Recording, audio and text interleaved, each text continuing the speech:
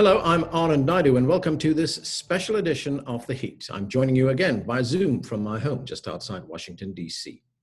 With COVID-19 changing the way we broadcast, this is part of the new reality as we try to stay safe. Throughout our coverage of the coronavirus pandemic, we've often focused on the impact in just one country or region. Later in the show, we'll take a closer look at Mexico, and I will talk with the former Mexican ambassador to the United States. But we begin with the United States, where over 30 million people are now out of work and the economy has shrunk. Joining me now via Zoom from New York is Anthony Chan. He is a former chief economist at JP Morgan Chase and Company. And with us too via Zoom from New York is economist Nirupama Rao. She is an assistant professor of business economics and public policy at the University of Michigan. Welcome to both of you. Thank you. Thank you. Anthony, let me start with you. GDP for the first quarter in the United States is down 4.8%. That's the biggest drop since the Great Recession. How critical is the economic picture in the United States right now? Well, I think it's quite clear that if you shut down the overall economy, you're going to get negative GDP. But the reality is that the first calendar quarter is just a dress rehearsal for the real decline that I think comes in the second quarter, where you're probably going to get a decline in the neighborhood of about 35% or more. Keep in mind that the Congressional Budget Office has already forecasted a decline of 40% in real GDP for the second quarter. I've looked at the numbers and they don't do as well, the Congressional Budget Office, in forecasting during business turning points, but I think they're moving they got the number in the right direction. Nirupama, about 30 million people are out of work in the United States. That's what the jobless claims are. But some states are starting to reopen and consumer spending is likely to rise in the near future. Could we see an economic rebound sooner rather than later? I mean, I think the way in which sectors have been impacted is going to shape the recovery. As Anthony said, we've seen a decline of 4.8%, but that's actually hit the services sector particularly hard. We've seen an over 10 percentage point decline in the services sector. And, in terms of goods, we could see people deferring purchases, and then once the economy reopens, making those purchases, so simply deferring them. But when it comes to services, it doesn't matter how many haircuts one has skipped. It only takes one haircut to get back to normal. And so the idea that we're going to quickly rebound, I think, is harder to accept at this point. I'm much less optimistic about that.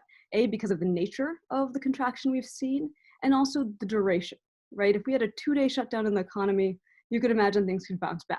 We call that a weekend. But right now we're looking at 5-6 weeks of hampered economic activity.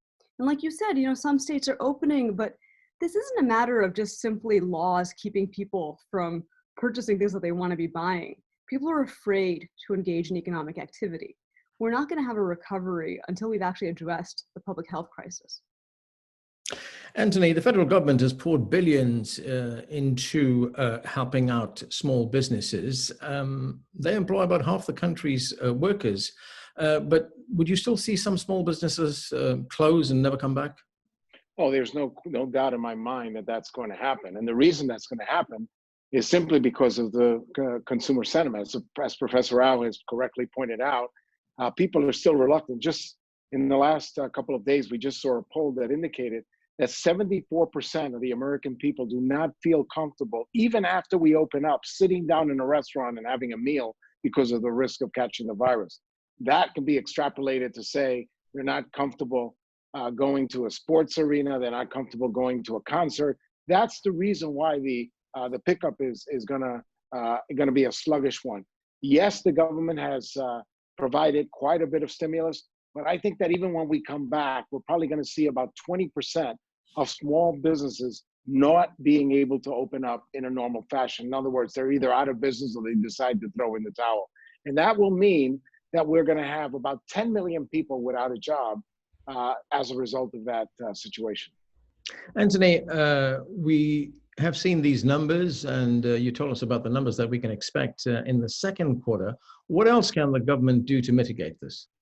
Well, I think the best thing the government can do is actually address the healthcare crisis by speeding up a vaccine. We've heard some good news out of University of Oxford that they think they can have a vaccine as early as September. We heard some good news from the remdesivir that we can have these antivirals actually working. If we're able to manage this situation, this healthcare crisis, then I think that the recovery in the economy will be much more robust. It's great that we're throwing a lot of stimulus in the form of stimulus checks for households, for workers, for small businesses, even for large businesses. But until you really address this healthcare scare, people are not going to be comfortable going back to normal. Nirupama, looking at some of the things coming out of the White House, President Trump has ordered meatpacking plants to stay open. Many of the workers at these plants are African American, they're Latinos, they're working in conditions where these plants could already be infected. It's a similar case for farm workers as well. How key are America's lower income workers in keeping the food supply going? I mean, when it comes to the Defense Production Act, which I think is what President Trump is trying to use to keep meatpacking plants open, I mean, the idea that you want to force businesses that want to close for the health and safety of their workers and products, you want to force them to keep churning out pork chops, that's a pretty silly use of the Defense Production Act. Experts on the food supply chain have said, even at reduced capacity, the US produces plenty of food for the people in this country. It may mean that a person going to the grocery store may not get the exact cut of meat they want. They might be eating chicken instead of pork a couple of times. But there's no sense in which the US food supply is not adequate to our needs. In terms of workers who are deemed essential, I mean, we're seeing absolutely that there are racial and income disparities between those who are still having to go to work and those who are able to work from home, like clearly all of us are. And when we think about support in terms of the life raft stimulus programs we're seeing, we have generous checks going out for the unemployed, which we must continue to do. We must keep their families intact. We also have to start thinking about how we support low-income essential workers, because it's natural for them to feel that, while they're going to work and risking their health and their family's health, other people are actually receiving benefits that are more generous than their pay. And so we might want to think of, as part of the next stimulus, some type of hazard pay, hazard bonuses for those who are thought of as frontline medical workers and the grocery store workers and essential workers who are keeping sort of the essential businesses that we need open. Anthony, let's talk about the stock markets. We've seen a lot of volatility on both the Dow and the FTSE. In London, we've seen serious drops in the first 3 months, drops not seen since 1987, but we have seen some recovery as well. Why this volatility? Well, I think the volatility is simply because of the uncertainty. But you also, if you look at the path, one of the fascinating things I found is that we had one of the shortest bear markets we've ever had in the history of the United States.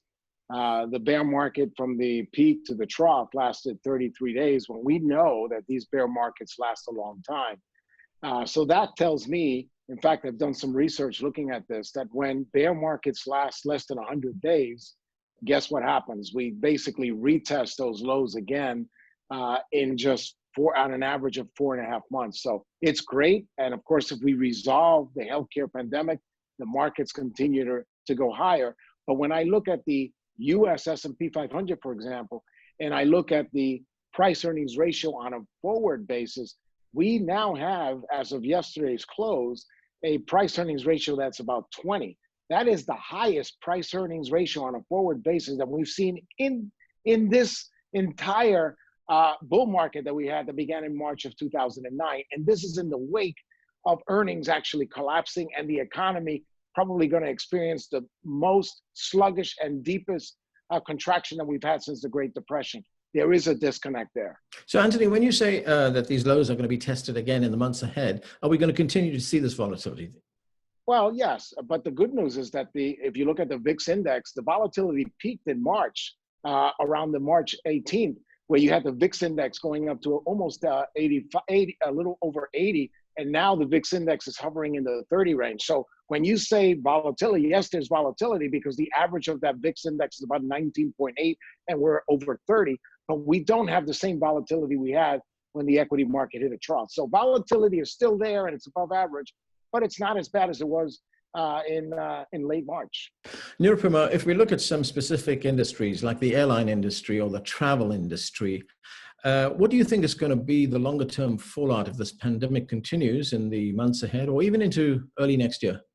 I mean, I think, in terms of travel, that's going to be one of the sectors that will come back last, right? We've seen a 30% decline in consumer spending on hospitality and travel. And people are afraid to fly. They're afraid of being so proximate to other people. And, while this is a time in which we can support the airlines, I think over the coming months, we're going to have to think about designing a system in which, there might be some reduction schedules, some reduction profitability. There might be some income support for their workers rather than just keeping everyone on payroll. So in the coming months, I think we'll see the airline industry hurt. We may see fewer airlines operating on the other side of this. In the longer term, I think people will go on holiday again, but we may see some long-term changes in business travel. This Zoom call we're doing right now is not a perfect substitute for all of us being in studio, but it's a pretty good substitute for maybe some interactions. And we might see businesses looking at business travel as more discretionary than it was. Given the realities of working parents, it's not as if workers are chomping at the bit to be traveling as much as they were. And so we might see some long-term reductions in business travel. And given the margins airlines get out of business travel, even a small reduction in business expenses for travel could have a big implication for profitability for airlines.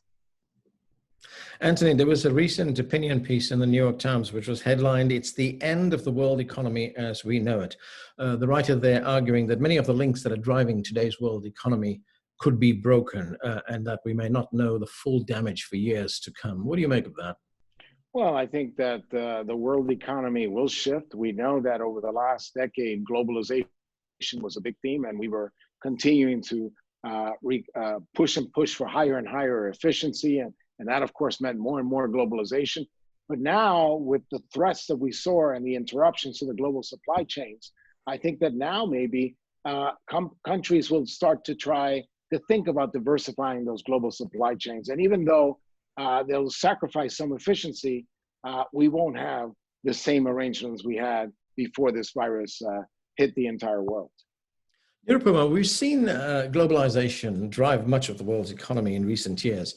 But now that many countries, well, almost all countries around the world have been affected by this pandemic, will we see more economic nationalism? I mean, we saw spurts of economic nationalism well before the pandemic, right? Despite the economic cost, President Trump's economic tariffs have been well received by small pockets of Americans. I mean, they were seen as symbolic victories. Will this drive further economic nationalism? I mean, the question remains how much consumers are willing to pay for made in the USA goods, right? As Anthony said, it was really efficiencies that drove US corporations to seek international supplies. And so we might see some natural curtailing of sort of the global sourcing of inputs as firms decide that it's too risky. For example, to source 65% of your inputs from one part of the world. But whether we're going to see economic nationalism that, we favor US made goods, we have really high tariffs, all of that will be modulated by the appetite of US consumers to pay more for goods. Coming out of what could really be a long recession that hits families particularly hard, I'm not sure we can afford nationalism in the near term. As much as I think the kind of interruption we've seen from the pandemic can make you pessimistic and think that we might have a world with less global cooperation, we've had some excellent examples in history. Following the 73 oil embargo, we saw nations come together, create the International Energy Agency, where nations individually have stockpiles. The US has the Strategic Petroleum Reserve that are tapped in a coordinated fashion in light of a crisis. We could see something similar, where maybe it's not economic nationalism in the broadest sense, but maybe we're better prepared for pandemics. So we have better stockpiles of personal protective equipment. We have stockpiles of antivirals. So that could be a good thing that could come out of this experience. But in terms of economic nationalism, it's a really expensive value to have. Anthony, what are your thoughts on that?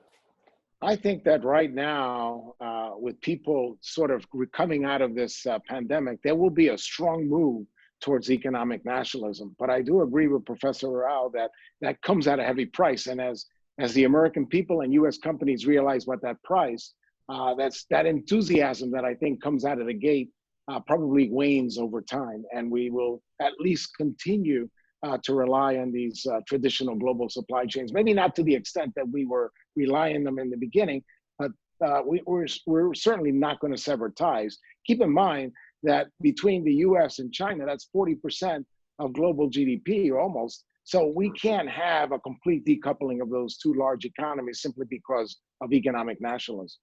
Nirupama, the pandemic has of course hit China very badly as well. China is the world's second biggest economy. How much of an impact do you think the pandemic will have on the Chinese economy and in consequence the global economy? I mean, whether it's China or the US or other nations, the impact of the pandemic will have much to do with how well it's combated, right? How effectively the public health crisis is addressed and people can go back to normal economic activity. We've seen, at least initially, that China has done an excellent job of isolating sick individuals, tracking and tracing on people who have been affected by the pandemic. And so they've seen factories come online. Apple's opened up all of its stores in China at this point. So we've seen, at least initially, that the response, as intense as it was, has borne fruit. The question is, will we see a return to pandemic levels of illness again? If we have further waves, it will be more costly for China, for elsewhere. For those of us in the United States, I think we're benefiting from the fact that China went first. We're getting a perspective on their economy and what the future of this virus's path will be. Nirupama Rao, Anthony Chen, great discussion. Thanks for joining us. Thank you. Thank you. We are now going to take a break, but when we come back, we'll take a look at the impact that the coronavirus is having on Mexico. My interview with former Mexican ambassador to the United States, Arturo Sarracan, coming up. Stay with us.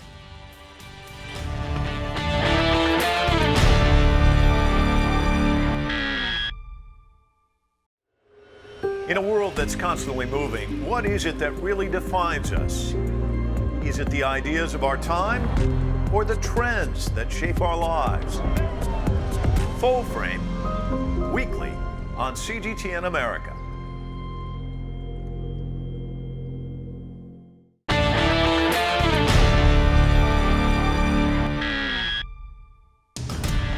Welcome back to the show. I'm Anand Naidu, joining you for this edition of The Heat, coming to you from my home just outside Washington, D.C.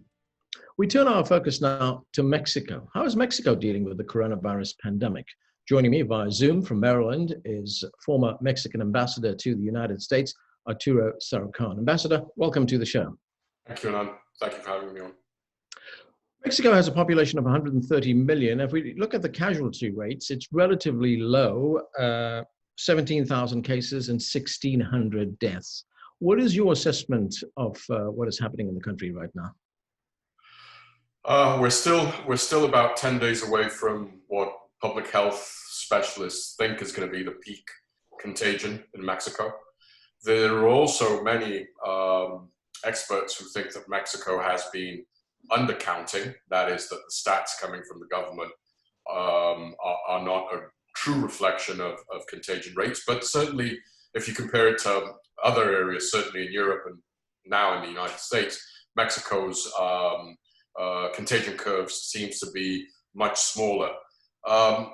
There has been a very important public debate in Mexico, as anywhere else in the world, where governments that are deemed to be populist, whether on the right or the left, have confronted the pandemic, especially in those initial phases, where certainly the Mexican president downplayed the effects, the challenge, both economic and epidemiological. So there is a strong debate. Some hospitals now in Mexico are reporting that they can no longer take in more COVID patients, which is telling you that the hospital system seems to be under strain. And I don't have to underscore for you and for those of us watching us, the huge economic impact that this is having and will have for an economy like Mexico's. There's always been a proverbial saying in Mexico that when the United States sneezes, Mexico catches a cold. The big question is what happens when the US catches something like this virus, and what will happen to Mexico's economy because of how integrated our two economies have become over the past 20 years. I want to get to the economic situation in a moment, but looking again at those figures, one of the problems that many countries have had getting an accurate picture of what the situation is like is that it's very difficult to get testing throughout countries.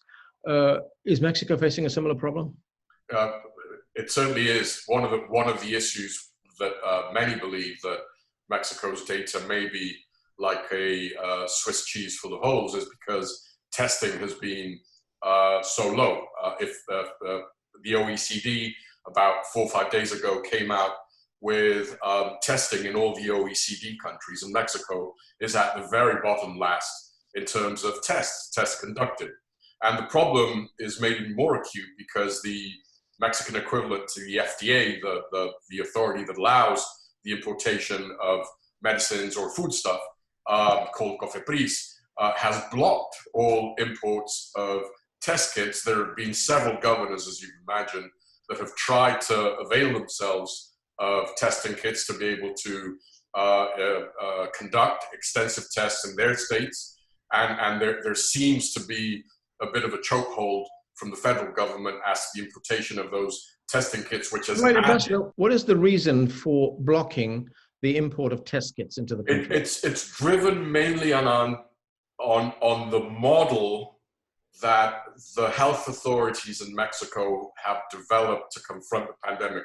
It's a program called the Sentinel program, which what it does, it averages the number of positive contagious cases, and then based on population, it creates thresholds. And our guess is that they're not allowing this because it might show that the model that they've been applying since the beginning of the crises has some methodological problems, and therefore I think that may be one of the reasons. The other one is that this is a very vertical federal government, and they want to ensure that they have control, and it's not the governors who are running the show and calling the shots, so there may be some political reasons behind this too.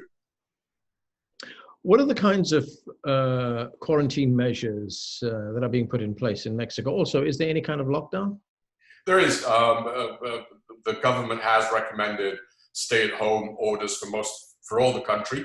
Some governors and some mayors have expanded upon those, particularly municipalities where you've got the highest rates of contagion. Tijuana and Mexicali, close to the border with the United States. Mexico City, the suburban areas of Mexico City, and the state of Quintana Roo, where Cancun and other resorts are. These are the areas with the highest contagion rates in the country. And so to the measures decreed by the federal government, mayors and governors have added additional layers. You can't circulate, you have to wear face masks. So the degree of mitigation measures varies, but there is a national, federal instruction for stay-at-home measures, which has been extended until May, though now the Education Ministry has indicated, the question is whether they will be able to comply with that, has indicated that schools would restart on June 1st, but I think that's a bit of an ambitious call. You mentioned Mexico City. This is a massive city with a population of 20 million people. Can it cope with a surge in infections? Does it have the necessary hospital beds, ventilators, other kinds of equipment, other health care infrastructure? The health infrastructure is pretty robust, but the problem is precisely number of beds per inhabitant, and number two, the most critical piece here, lack of ventilators. Mexico has been importing ventilators from China, from the United States. That is probably one of the Achilles heels, particularly as we move into the more acute phase in about 10 days. But it can be done.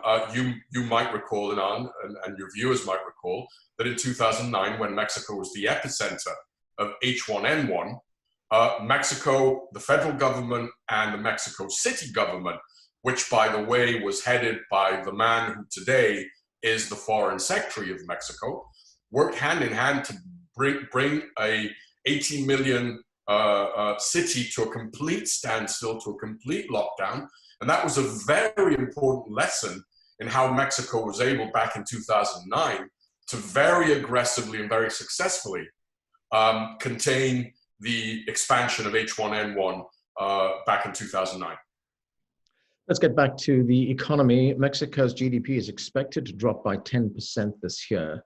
With that in mind, what kind of job losses and business closure levels do you expect in the country? It's going to be a very rough ride. Mexico is facing a proverbial quadruple whammy: prices of oil, remittances, tourism, and manufacturing. All of these are critical pillars of Mexico's economy. The one thing that can help Mexico and can help North America, Anand, is these integrated supply and production chains that have been developed over the years because of NAFTA, and now with the revamped USMCA, which comes into force on July the 1st. If Mexico, Canada, and the United States, which is a big if, that's been one of the problems in Mexico right now, can align their essential industries and sectors to ensure that we don't further disrupt supply chains in North America, this could be a very important strategic opportunity for the three North American countries going forward, because it is likely that there will be a relocation of investment, of operations from other parts of the world, maybe even including China, towards the North American region. And this could bolster down the road Mexico and the United States' ability to confront the economic effects. But in the short and medium term, those economic effects will be devastating for Mexico's economy. There's no doubt about that. There are about 1 million cases of coronavirus right here in the United States. How concerned is Mexico that some of that could cross the border and push your infection rate up? Yeah, Mexico has not enforced a border shutdown, though Mexico and the US have agreed to bar non-essential travel across our land border. That is, supply chains remain open for trade and goods and services, and essential personnel crossing back and forth. But obviously, if you're going to cross into San Diego or Tijuana in either direction to go for dinner or shop, that is now, that border is closed for that. There has been some pushback from border governors on the Mexican side because of high contagion rates on the US side, to taking more severe measures to prevent Americans from crossing and creating more instances of contagion. But so far, we have seen a relative effectiveness in some of the measures that both countries have taken. Where we have seen some important effects, Anand, is in Mexicans in the United States that have died because of coronavirus. Ambassador Arturo Sarakan, thanks so much for joining us. My pleasure. Stay safe. And I'm Arnold Nader, broadcasting from my home just outside Washington, D.C. Thanks for watching.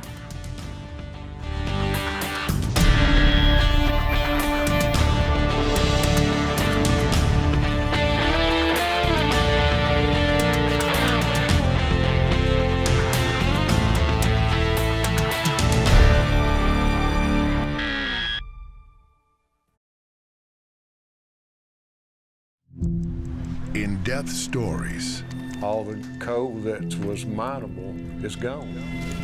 As the days and weeks went by, a lot of innocent Iraqis were killed.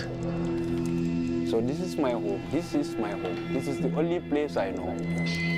And this is why we think AI tutor could stand out. That begins to shake the foundations of the global order. Big Story, weekly documentaries.